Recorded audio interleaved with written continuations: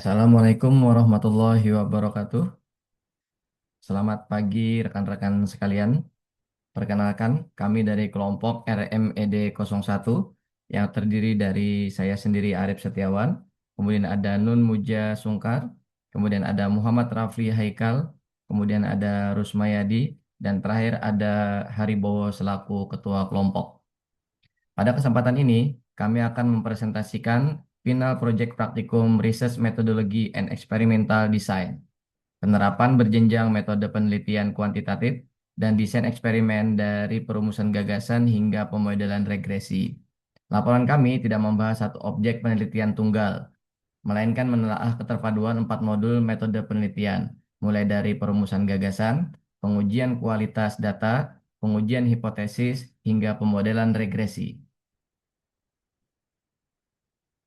Alur presentasi. Presentasi ini akan dibagi menjadi 5 bagian.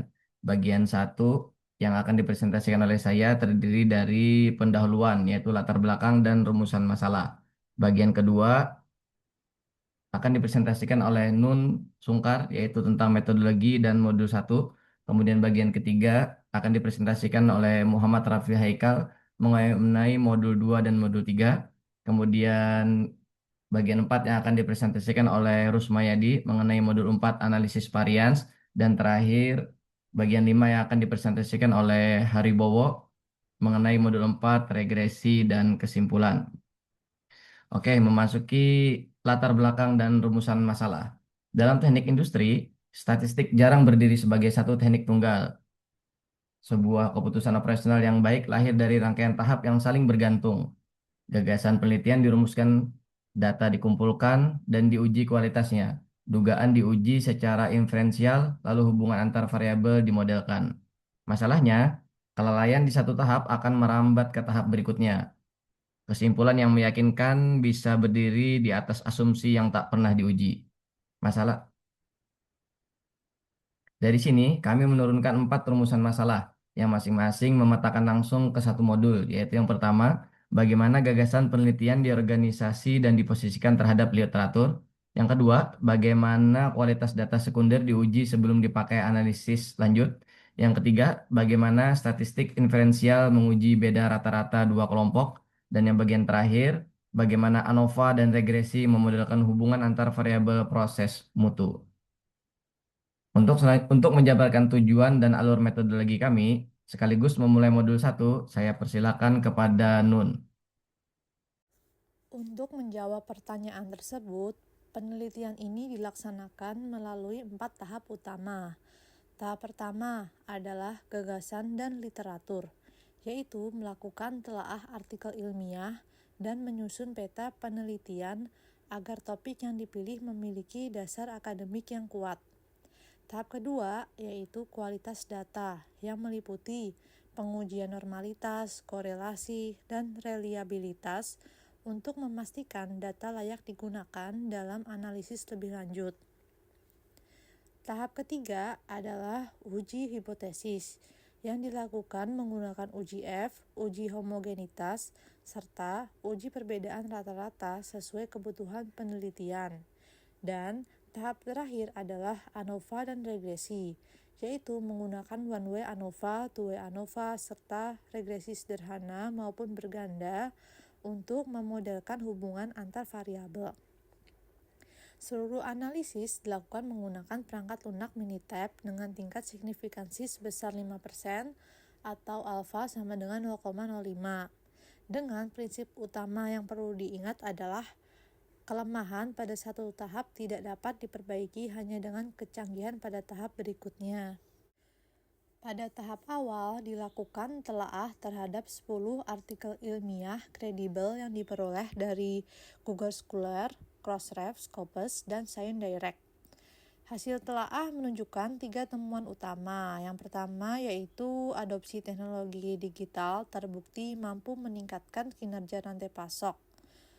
Berbagai teknologi seperti Internet of Things, Artificial Intelligence, dan analitik prediktif secara konsisten dan meningkatkan visibilitas, efisien, serta kualitas pengambilan keputusan.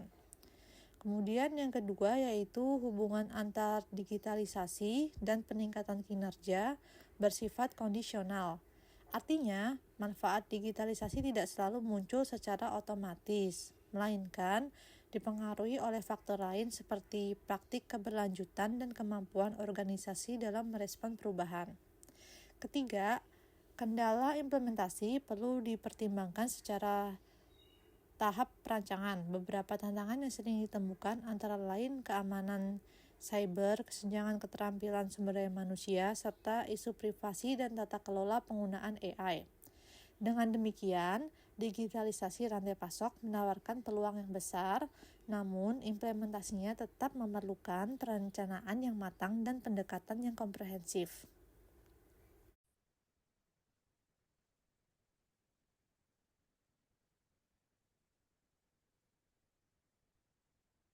Baik, selamat pagi, siang, sore, atau malam kepada Bapak Ibu semuanya. Di sini saya ingin menjelaskan terkait dengan uji kualitas data pada modul 2. Pada modul 2, kami menggunakan Smart Logistics Supply Chain dataset dari Kaggle sebanyak 1000 baris data dengan dua variabel demand forecast dan inventory level. Sebelum dianalisis lebih jauh, data ini kami uji kualitasnya lewat tiga pengujian. Yang uji normalitas Kolmogorov-Smirnov menghasilkan p-value di atas 0,150. Jadi asumsi kenormalan terpenuhi, namun uji korelasi Pearson menghasilkan R sama dengan 0,006 dengan selang kepercayaan 95% yang mencakup 0 dan uji reliabilitas menghasilkan Cronbach alpha hanya 0,01, jauh di bawah ambang 0,60. Kesimpulannya H0 gagal ditolak, tidak ada cukup bukti adanya hubungan antara demand, forecast, dan inventory level.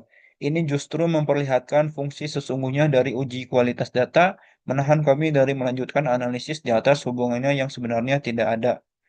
Perlu kami tambahkan, dataset ini adalah data sekunder yang cara pembangkitannya tidak sepenuhnya kami ketahui, jadi kejadian hubungan ini tidak kami generalisasi sebagai pernyataan tentang sistem logistik di dunia nyata. Jika pada modul 2 tadi H0 gagal ditolak, pada modul 3 kita akan melihat kasus sebaliknya.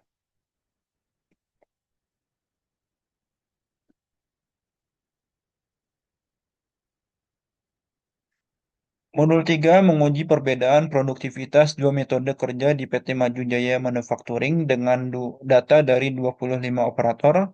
Kerangka ujinya sama seperti modul 2 tadi, tetapi hasilnya berbeda. Sebelum menguji, kami pastikan asumsinya terpenuhi. Normalitas dengan p-value 0,458 dan 0,513, serta homogenitas varian dengan p-value 0,492 dan 0,486. Uji beda rata-rata dua sampel menghasilkan T sama dengan minus 9,99 dengan p-value 0,000 karena p-value jauh lebih kecil dari alfa H0 maka H0 ditolak. Metode kerja baru menghasilkan rata-rata 55,56 unit per jam, unggul sekitar 5,84 unit per jam dibanding metode lama. Setara peningkatan sekitar 11,7%. Satu catatan penting yaitu nilai T yang sangat besar ini bukan hanya karena selisihnya yang besar, tetapi juga karena simpangan bakunya kecil. Kedua kelompok sangat konsisten secara internal sehingga perbedaan antar kelompok mudah dibedakan dari derau pengukuran. Untuk modul terakhir adalah yang paling luas mencakup analisis varians dan analisis regresi. Bagian analisis varians ini akan dibawakan oleh teman saya. Kepadanya saya persilakan.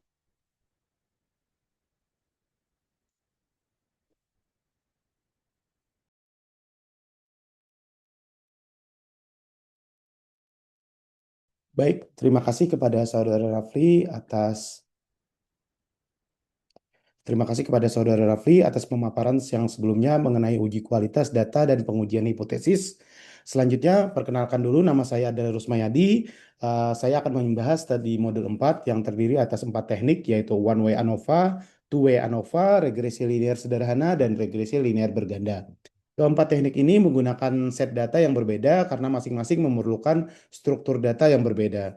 Untuk one way ANOVA digunakan untuk membandingkan rata-rata kekuatan tarik dari 3 mesin cetak. Hasilnya menunjukkan nilai F sebesar 20,61 dengan V-value-nya sebesar 0,00. Sehingga terdapat perbedaan rata-rata yang signifikan atau H0-nya ditolak. Kemudian untuk two-way ANOVA digunakan untuk menguji pengaruh jenis mesin dan suhu operasional. Hasil interaksi memperoleh V-value-nya sebesar 0,634 sehingga interaksi antara kedua faktor belum terdeteksi. Untuk regresi sederhana menunjukkan nilai R square sebesar 98,46%, sedangkan untuk yang regresi berganda memiliki nilai R square yang tinggi, tetapi menghadapi masalah multikolinearitas. Pada bagian saya, ini pembahasannya difokuskan pada one way dan two way ANOVA. Selanjutnya, untuk permasalahan regresinya, regresi maupun sederhana maupun regresi berganda akan disampaikan oleh Bapak Hari Wibowo. Eh, ini adalah tentang one way ANOVA dan two way ANOVA. Pada one way ANOVA, rata-rata kekuatan tarik mesin X adalah 55 megapascal, mesin Y sebesar 62 megapascal, dan mesin Z sebesar 70 megapascal. Secara deskriptif, mesin Z menghasilkan rata-rata kekuatan tarik yang tertinggi. Hasil pengujian menunjukkan nilai F sebesar 20,61 dan V-value-nya 0,0. Karena V-value lebih kecil daripada alpha 0,05, maka H0-nya ditolak. Hipotesis nolnya ditolak. Artinya terdapat perbedaan rata-rata kekuatan tarik yang signifikan di antara ketiga mesin. Untuk lanjutannya, kita melakukan uji lanjut Turki yang menunjukkan bahwa mesin X, mesin Y, dan mesin Z memiliki perbedaan yang signifikan satu sama lain.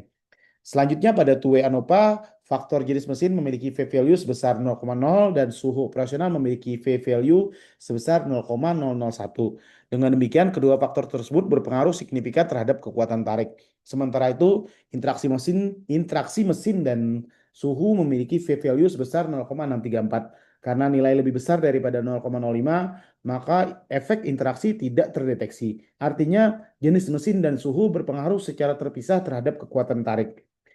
Demikian pemaparan saya mengenai analisis varians. Selanjutnya pembahasan mengenai regresi sederhana dan regresi berganda akan dilanjutkan oleh Bapak Ari Wibowo.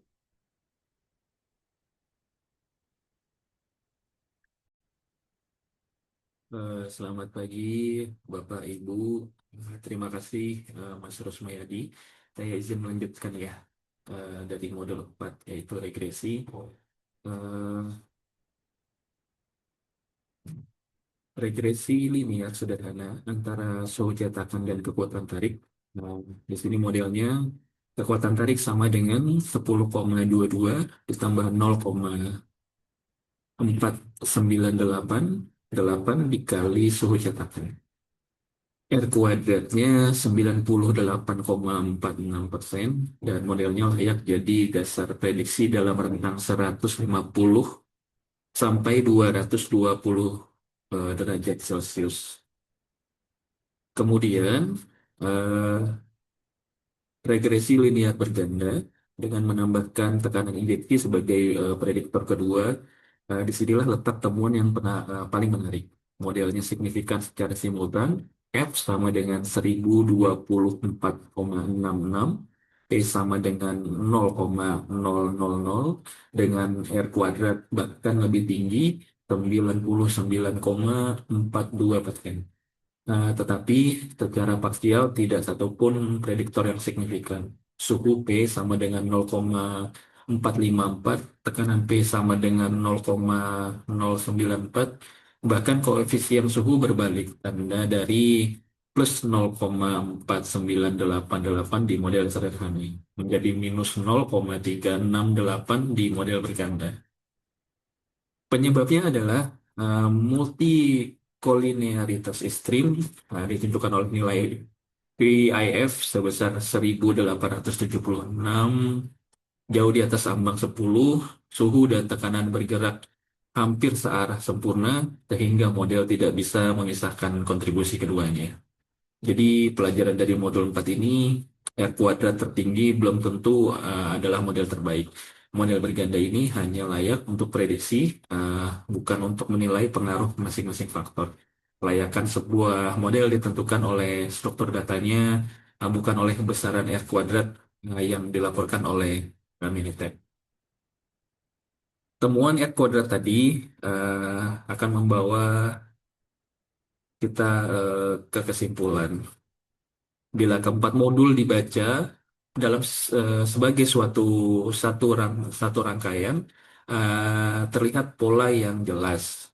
Modul satu menunjukkan adopsi digital, memperbaiki kinerja rantai pasok secara kondisional. Kemudian modul 2 gagal menolak H0-nya, tidak ada hubungan demand dan inventory. Kemudian di modul 3 menolak H0 dengan bukti yang kuat. Dan modul 4 menunjukkan bahwa model bisa signifikan, namun tetap terbatas untuk ditafsirkan. Dari sini kami menarik satu kesimpulan utama. Nilai sebuah metode statistik terletak pada kemampuannya menolak dugaan yang tidak didukung data, bukan pada kemampuannya membenarkan dugaan peneliti. Hasil yang menolak dugaan, seperti pada modul 2, sama berharganya dengan hasil yang mendukung. Keempat tahap ini, gagasan, kualitas data, uji hipotesis, dan pemodelan, uh, merupakan rantaian merupakan rantai keputusan yang saling bergantung, di mana kelemahan satu tahap tidak dapat diperbaiki oleh tahap berikutnya. Itulah inti dari seluruh laporan kami. Demikian presentasi dari kami kelompok RMED 01. Terima kasih atas perhatian Bapak Ibu dan rekan-rekan semua. Selamat pagi dan sampai jumpa.